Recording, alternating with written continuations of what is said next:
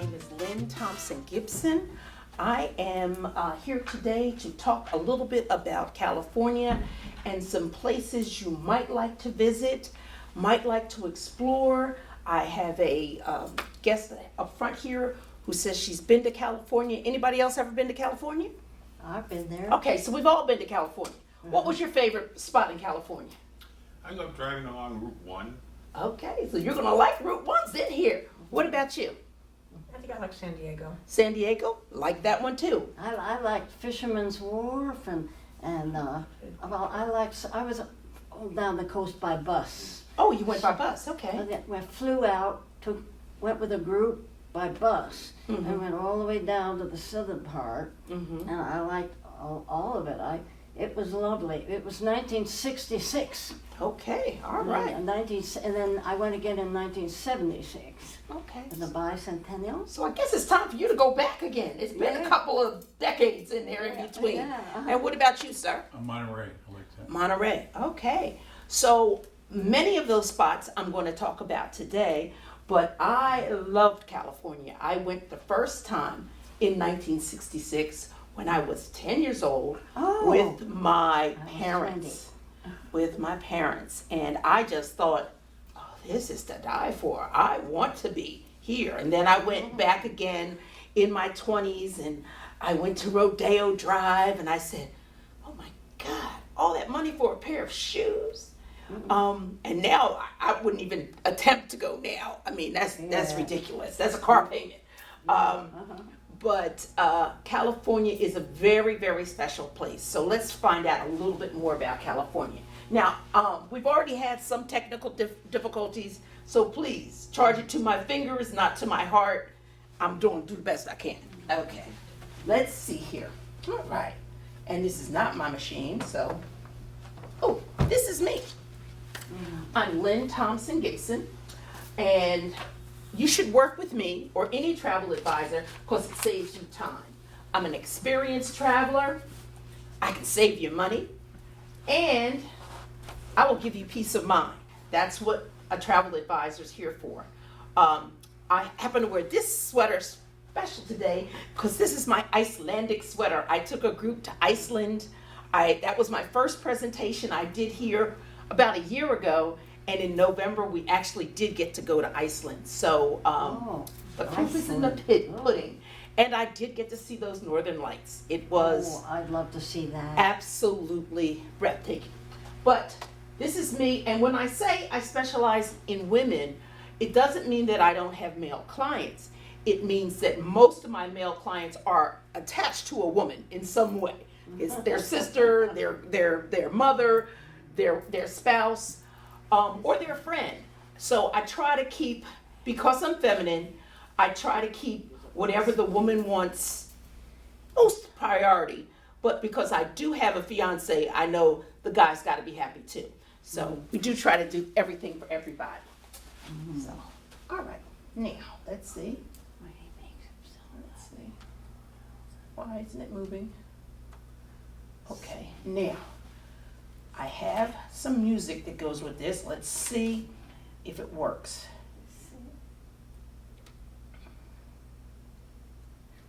Okay, come on, come on, come on. All right.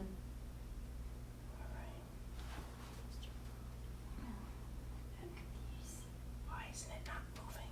Oh, it's gonna come on. Now we're only watching a little bit. That's the Golden Gate Bridge.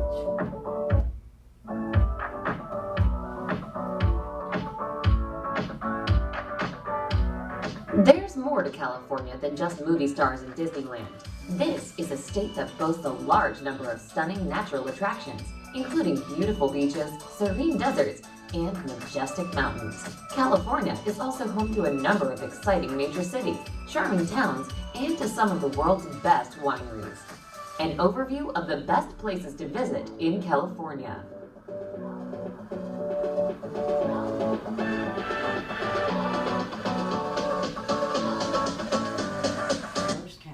Well, I just wanted to give you a taste of what's about California. We're not watching that whole video because that's 13 minutes. Okay, let's see if we can move on. Okay. Okay, nope, we're not moving on. Why are we not moving on? Let's see if we, oh, here we are, yes. Oh, Sequoia the giant big trees. Oh, I and love Kings Canyon National Park. that. Oh, Sequoias are can be 300 feet tall, trunks be as wide as 100 foot wide. Within the national park is Mount Whitney, the highest mountain in the continuous USA with the deepest canyon. So if you are really into nature, this is one of the spots you might want to visit. And it's also got a lot of wildlife. It's got foxes, it's got bighorn sheep, bears, mountain lions, although I don't think I want to necessarily see the bears and the mountain lions, but hey, I've seen the bears in the Poconos, so I guess one big bear is another big bear. They have 14 campgrounds, and these trees are only grown here because they are, and this is part of the Sierra Nevada mountain range. So these are huge trees, very, very large. But they also have waterfalls. Isn't that beautiful? I could just sit right there with a cup of coffee or other beverages. We'll leave it open. But don't negate a national park. If you go, really you should visit all the national parks. They're there for us.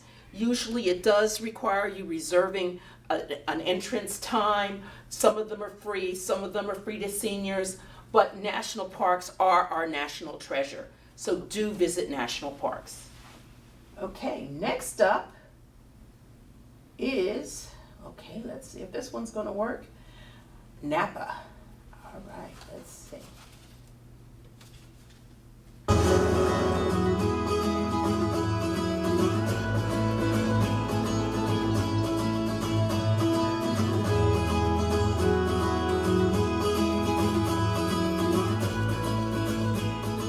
Welcome to the Napa Valley, a legendary winemaking destination nestled between Northern California's coastal mountains and home to some of the most lush and diverse countryside on earth. Here, you'll discover the birthplace and heart of America's fine winemakers and finest wineries. In fact, there are more world-acclaimed wineries here in the Napa Valley than in any other single region in all of North America. Ah, but the allure of the Napa Valley goes beyond even our legendary handcrafted wines. Indeed, this inspiring place entices visitors for its near-perfect climate. Renowned cuisine, vibrant art scene, spas, golf, and all this is a mere taste of what makes our wine country lifestyle so legendary. Come here to experience the art of living well, to enjoy spectacular scenery, exquisite wine, award-winning cuisine, and one of the most relaxed travel experiences imaginable.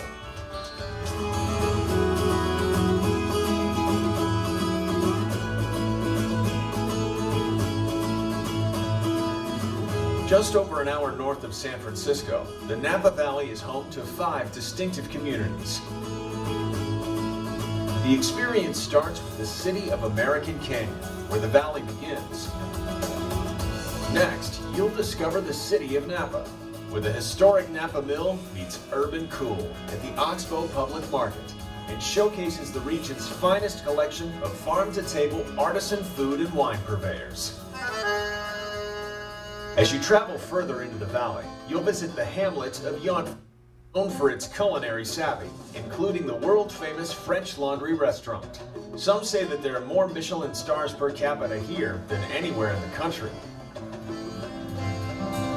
Continuing up valley, you'll pass Oakville and Rutherford with historic wineries, all leading to the heart of the Napa Valley in St. Helena, where winemaking began in the 1800s.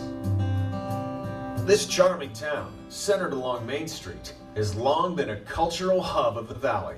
And finally, at the top of the valley, nestled at the base of Mount St. Helena, you'll arrive at the eclectic town of Calistoga, with its hot springs, cool wines, and warm welcome.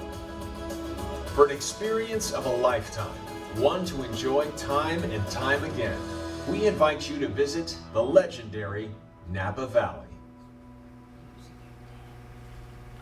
Okay, Napa Valley. Anybody for a glass of wine? I don't know. Made me think that, oh, it's a little early, but maybe I could take a few.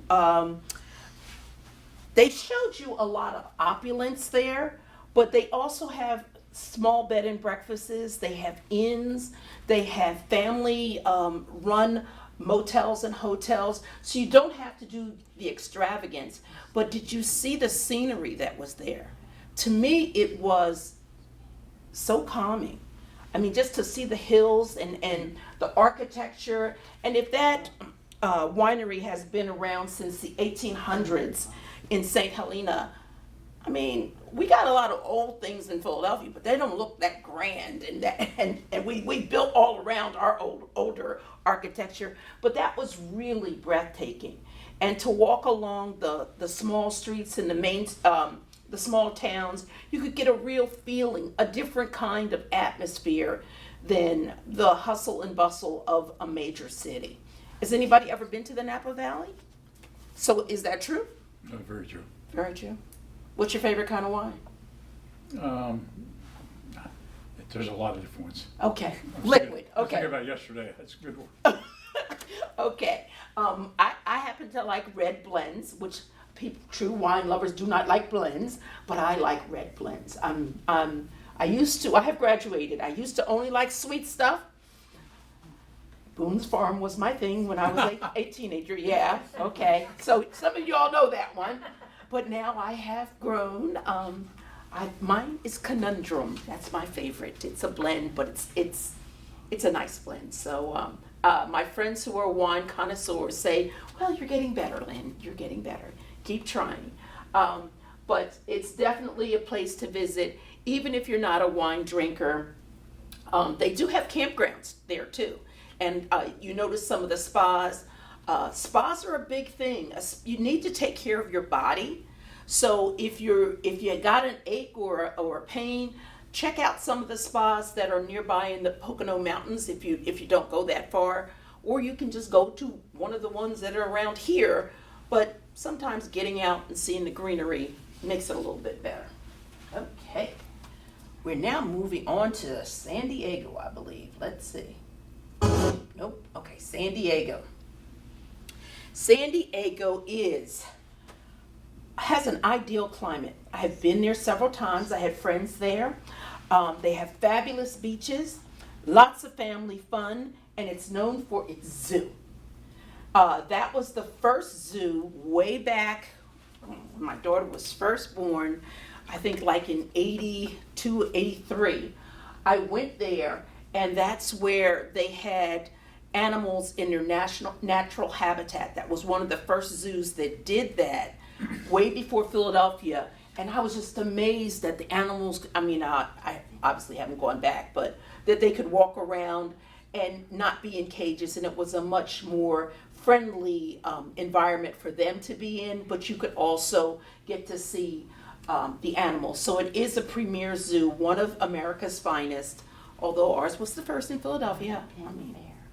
Yes, and the panda bear is cute. San Diego is located just north of Mexico, so it's not too far. It is a large coastal city, once again with a small town feel.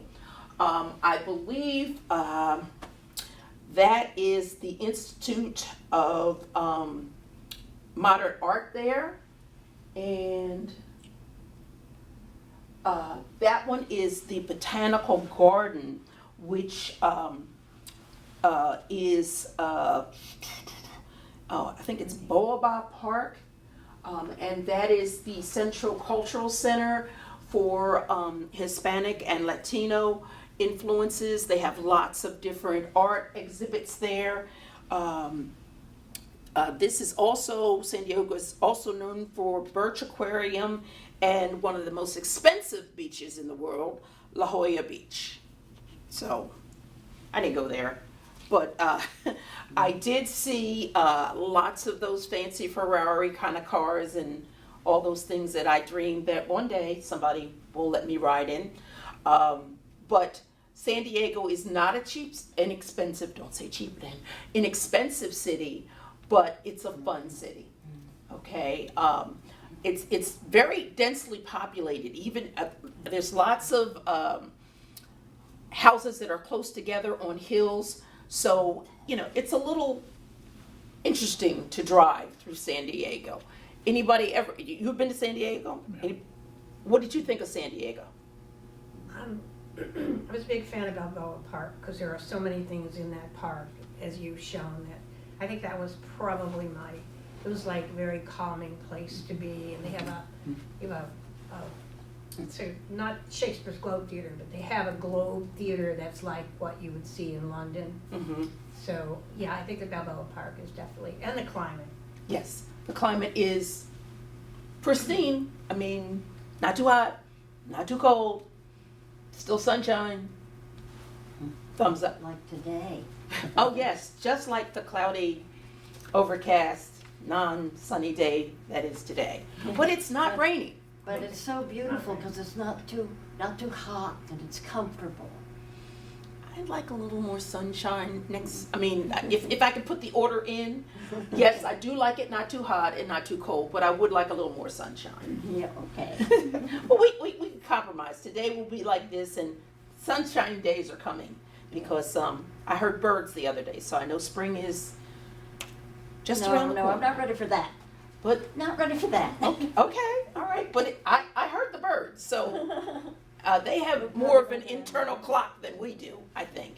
But I'm pretty sure there's another storm brewing between now and spring, at least one. What about you, sir? Have you been to San Diego? Well, we lived in Phoenix for 20 odd years, and we considered San Diego Phoenix West. Oh, okay. All That's right. where everybody went in the summer when if you could, you got out of Phoenix. It's and like you going went to the shore here. San Okay. Diego. Okay, yeah. I remember going through the zoo, I think it was the San Diego Zoo, where we rode around and they didn't have high walls because they had Those enclosure things. enclosed things. But there was one super high wall, and they said, on the other side of that wall, the most dangerous animals, that's the high school. Well, as a former teacher, I can tell you, it's not just the high school. It's all of them sometimes. But some children are absolutely beautiful. Let me knock on wood. That all of the children that I'm going to pass going home are the good ones. So let's move on. All right. Okay. And the Air and Space Museum is there. And I picked this one, the Canyon Gardens, because I just thought those trees were so cute. They are kind of cool. And folks who like, and my grandson always helps me put these things together, so he's into air and space and all kinds of science museums. So that's why those are there. Not that I have any particular affinity for them. Okay, next up is LA. So let's see. This one's real short.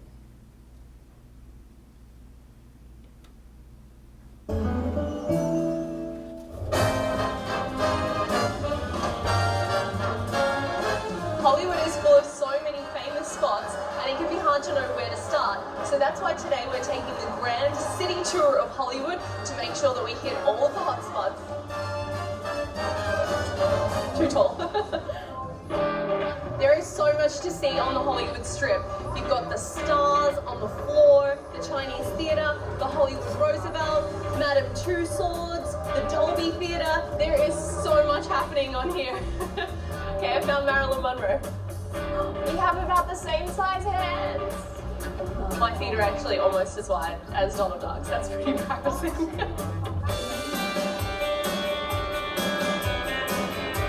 If you start on the east end of Melrose, you'll find more vintage stores, and then as you head west, it becomes more boutique and high-end.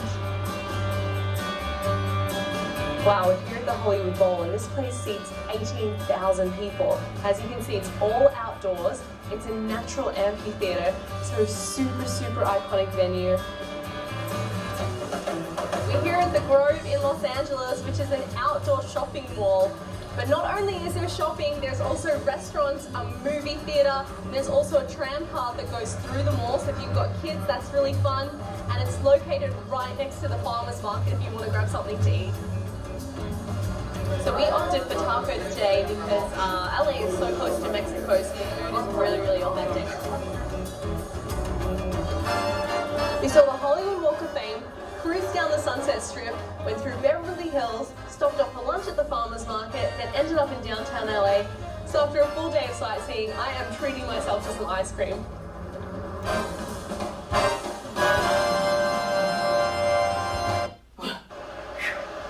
That was a bit much for one day. I'm sure many of you have seen at least one of those places. Yes? Anybody never been to LA? Oh, yeah. I've been there. Okay, all right. So, yes, there is the Griffith Observatory, and of course the iconic Hollywood sign, Ronald Reagan Presidential Library and Museum. It's hard to find street parking in LA. Very, very hard. So, do the Uber thing, do a shuttle, hire a van. That's the best way to get there. Your nightlife in LA is the happening spot. I don't know whether you all are into all the big movie stars and all the current folks who are number one hits on the radio and TikTok and all those things. But if you like those things, be expected to wait in very long lines to get into these different venues, because that is where all of the happening hip people go. And there's lots of performing arts, and films are there. They have ballet. It is a very eclectic city. It even has La Brea tar pits. So what other city has a huge tar pit right next to it? So definitely keep Hollywood on your list. Yes? Were you going to say something? No. Oh, okay. I'm sorry. All righty. Let's move on a little bit. Oops. No. Okay. All right. Number one, I wanted to see the Golden Gate Bridge. I went to Hawaii and I said, I've got a long layover. I had an 18-hour layover. I said, can I do San Francisco in 18 hours? So I had my backpack on my back. I didn't have anybody with me. I had my cane because my ankles give out every once in a while. And I did it. I got on all public transportation. I found my way. I used my phone, to my daughter's chagrin. She said, how did you ever manage that? But I did everything that they told me to on the phone.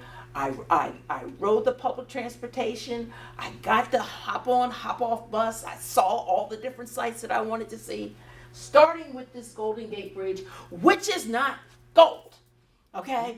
That messed up my mind.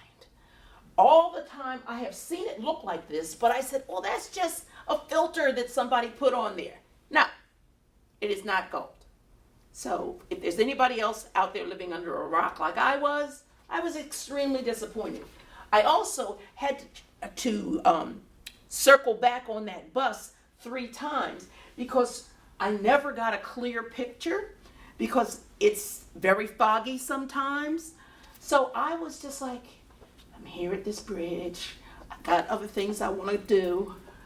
Why won't these clouds move? Well, they never moved. But I did get to see the Golden Gate Bridge. I did not walk across the almost 2 miles. I didn't want to do that. But I saw it. I looked at all the plaques and information to find out all about how it was built and how many people died while it was being built. But it's a great suspension bridge. And if you're ever there, make sure you go. You mentioned Fisherman's Wharf and Pier 39. These are my actual pictures. Those sea lions stink. They really do. They smell. They smell a lot.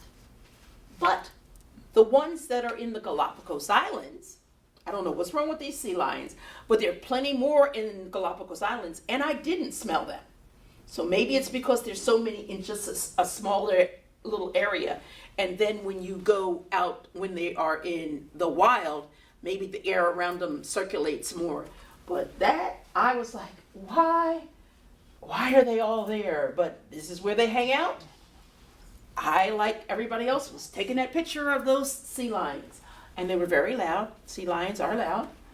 And then I went over to Pier 39, and it was filled with lots of people, lots of shops. I had a fabulous, fabulous time. Spent some money, got a lobster roll. I mean, it was great. I love San Francisco. Everybody been to San Francisco? Yeah. Okay, what was your favorite thing in San Francisco? I actually went to a ball game. I like that. Okay, At all the right. piece- new park. Okay, Great Japanese restaurant on Fisherman's Wharf, a 7-course meal with all kinds of wonderful gourmet Japanese food, ending with a raspberry liqueur after dinner drink oh, okay, called sumire. okay. Sumire, all right. I'll have to. I didn't have enough time to do a 7-course. I was on the go. What about you? Shame on me, the Buena Vista Coffee Shop that's right at the end of the trolley that serves the best Irish coffee in the world. Okay, all right. I'll have to say I like Irish coffee. Yes, and you, sir? Well, my wife, for my birthday, gave us tickets to take a ferry out of San Francisco and then on the train up to Napa Valley and back. So Oh, okay. that was my favorite. San All right, Francisco. that's an excellent thing to do. It's situated in a place where you can get to many different areas in California. So it's something that you might want to consider. I think Alcatraz is also really interesting. Now, too. Alcatraz, if you're going, please pay attention to the little fine print about the tickets for Alcatraz, because this was before I became a travel agent, and I was like, yes, I want to go to Alcatraz, and I didn't read that fine print that said this boat only goes around Alcatraz. You don't get to go into Alcatraz, because I did not purchase the tour tickets for Alcatraz. And when I got there, When I was there, They I was were there booked 3 up. days and I couldn't get a ticket. so obviously if I'm there 18 hours, there's no way I could have gotten a ticket. Yeah. But Alcatraz, I got to see it from afar. And the cable cars were absolutely fun. I liked the turnaround part. I yeah. rode up and down on the cable cars. And what I did to experience this whole thing in 18 hours is I got an Uber driver and I said, drive me to all the popular spots. So I hopped out of the car on Lombard Street and took a picture of the crooked street with the cars coming down. And then we went to the cable cars. I mean, I did so much in that 18 hours that I did not mind when I finally got onto the plane, sleeping all the way back to Philadelphia, because I did an overnight back from when I started in Hawaii. But I fondly remember San Francisco. The food was very, very good there. Yes, it is. And the lobster roll that I mentioned, I got from a little dinky shop. I mean, it didn't have a lot of fluff around it, but it had a whole lot of people standing there. So that's your real key. If there's a line and it looks like people who are not just tourists, that's usually a good indication that the food is good. Because sometimes tourists go, oh, so-and-so said I have to go here. But if there's actually local people eating there, it's a place that you want to put on your list. Now, we're going to end with your favorite spot, the Pacific Coast Highway. So many of you have already done this trip, but you're going all the way from Sacramento down to San Diego. So we mentioned Los Angeles, San Diego, but we didn't take that little tiny drive on Route 1. So let's see. Okay. I was in Carmel of the Monterey Peninsula, and the bus stopped there, and I went swimming at the beach. Okay. And the water was 60 degrees, and the air was 90, and it was just right. And it was when the water wasn't as cold. But I heard 60. So 65. okay. Well, it might have been. It was definitely cooler than the air, so it would probably be okay. Because in Iceland, I did go to the Blue Lagoon. The air was freezing, and the water was about 82. So I felt fine as long as I didn't stand up. So yeah, but that's a whole nother lecture that I will give. Here you go. Let's see.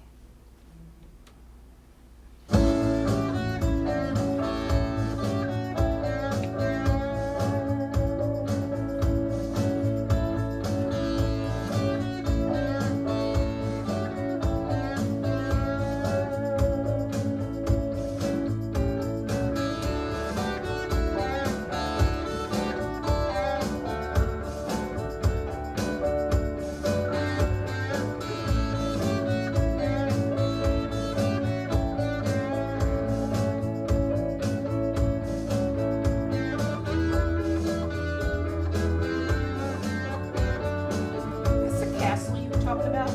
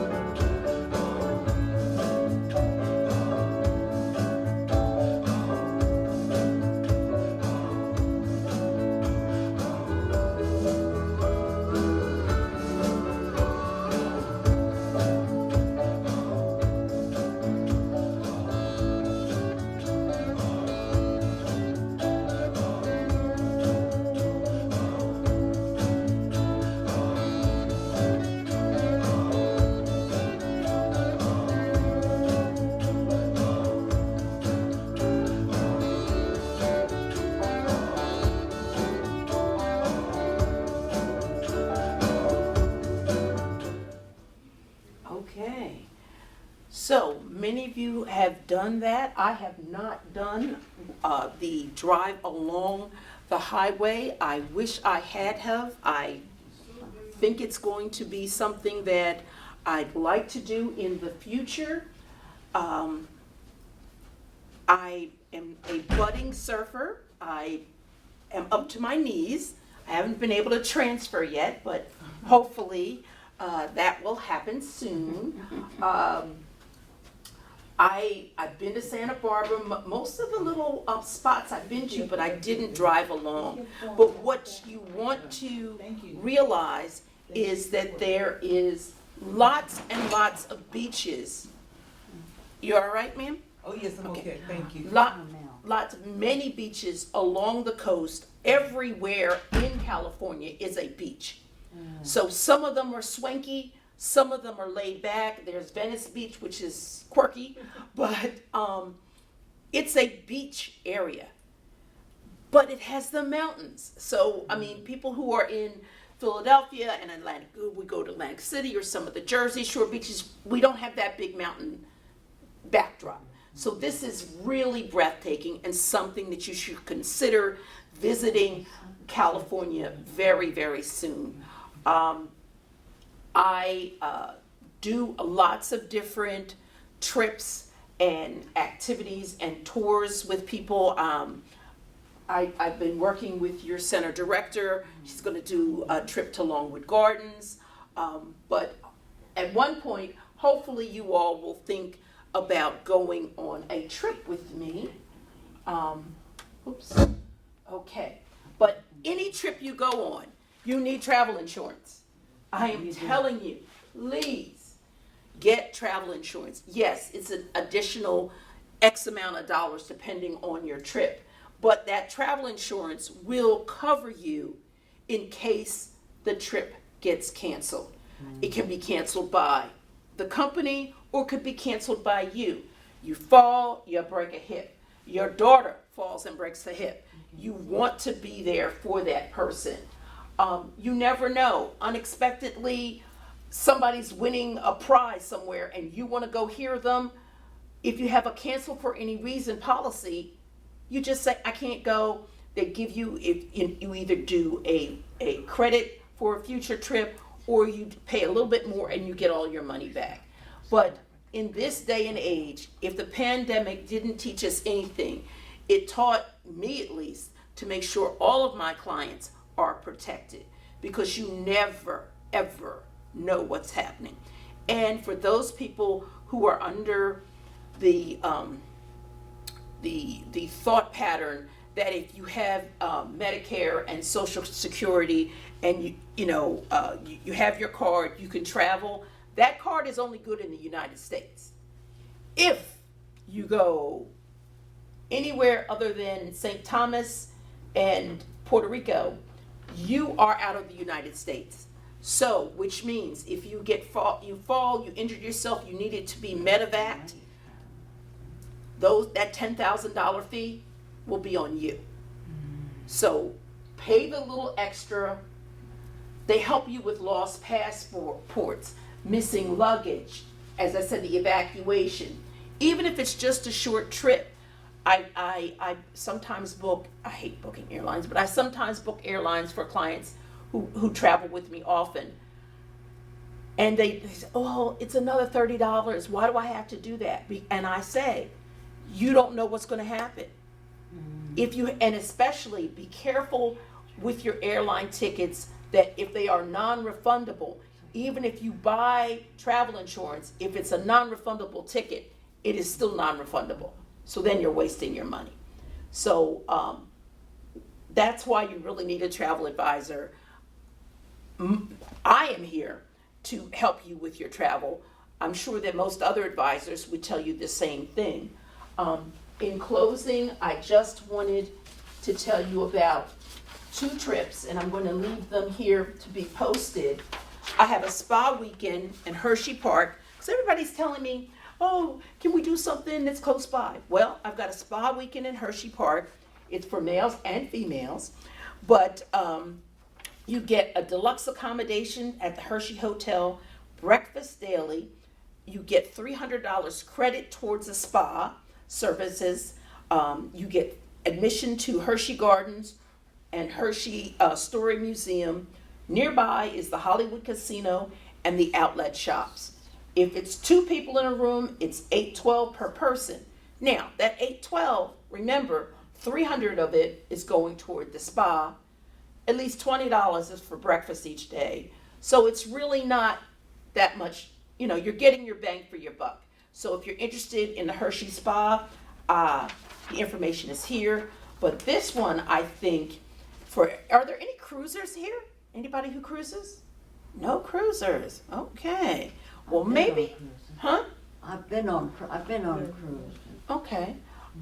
So if you're ready to cruise, I have something. It's a fall adventure, Liberty of the Seas. Now we're going up of the north coast here.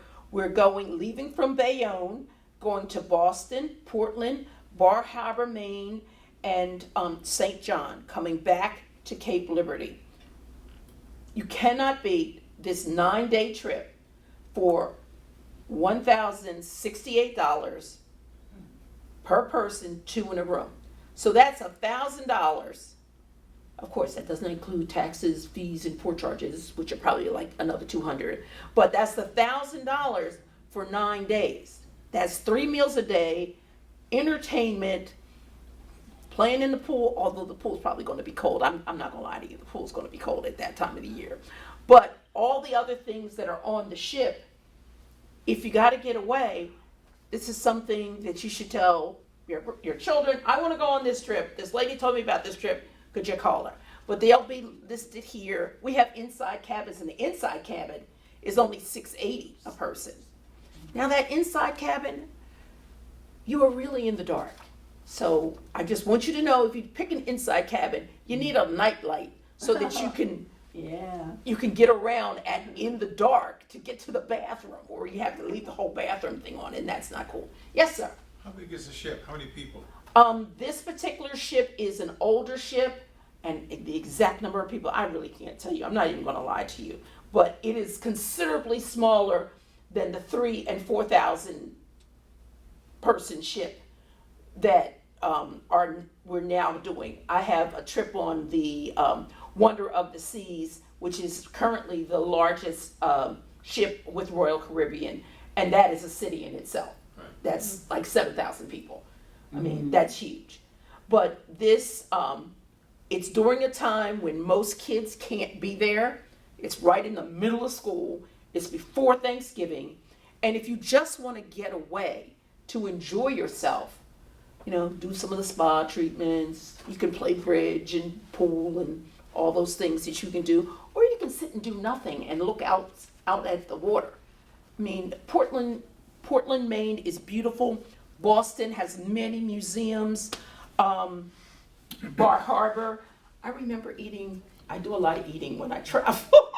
I remember eating some excellent lobster there too. But it's something for you to think about.